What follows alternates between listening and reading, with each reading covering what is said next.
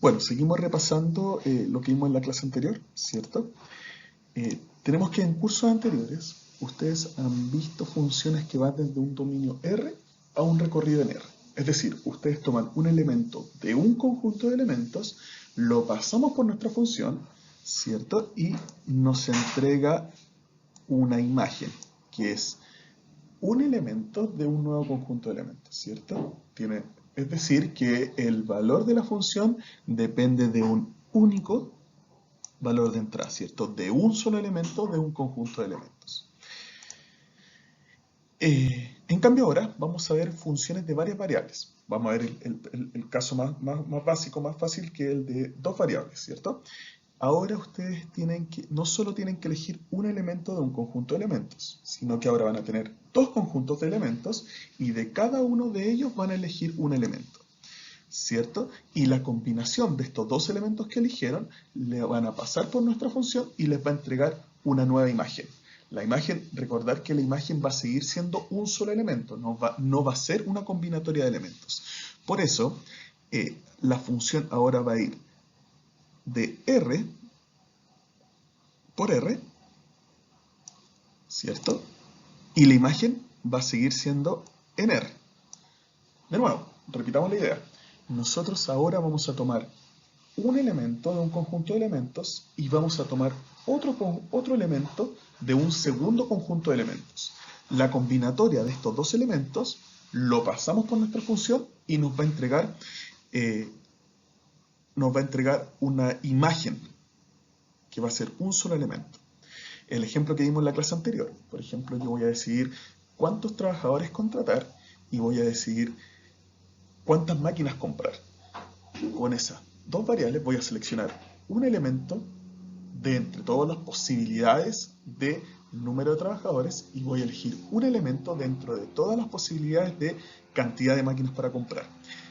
Y eso me entrega una cantidad producida, ¿cierto? Pasa por la función, que en este caso es nuestra función de producción, y me va a entregar una imagen que va a ser la cantidad producida. Veámoslo gráficamente, como lo vimos en la clase anterior. Tenemos que elijo una combinatoria de elementos, un X y un Y, y esto me va a entregar una imagen, ¿cierto?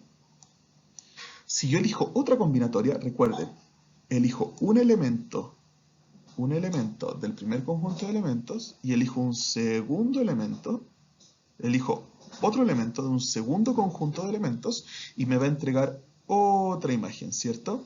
Es decir, aquí decido, por ejemplo, 100 trabajadores y 10 máquinas. Eso me entrega cierta producción, cierta cantidad producida, ¿cierto? Pero si ahora yo elijo 5 máquinas y 5 trabajadores, eso me entrega otra cantidad producida. Y bueno, tenemos esta forma de dibujarlo, tenemos esta forma de graficarlo, que es lo que vamos a ver durante las próximas clases. Recordemos que en la clase anterior vimos también los contenidos de dominio y recorrido. A forma de repaso de lo que vimos de dominio y recorrido, dejamos una segunda tarea chica, que es este ejercicio. Supongo una función f de x como y, ¿cierto? Ahora tenemos una función que depende de dos variables, de x y de y, y la función tiene esta forma. X por función exponencial elevado a y más logaritmo natural de x. Entonces yo les pido que busquen el dominio de f, ¿cierto? O sea, dónde se pueden estar moviendo x e y, ¿cierto? Las posibilidades de moverse de x e y, que depende de esta función, ¿cierto? Y luego calcular la imagen cuando x vale esto y cuando y vale esto. Es decir, reemplazar este valor en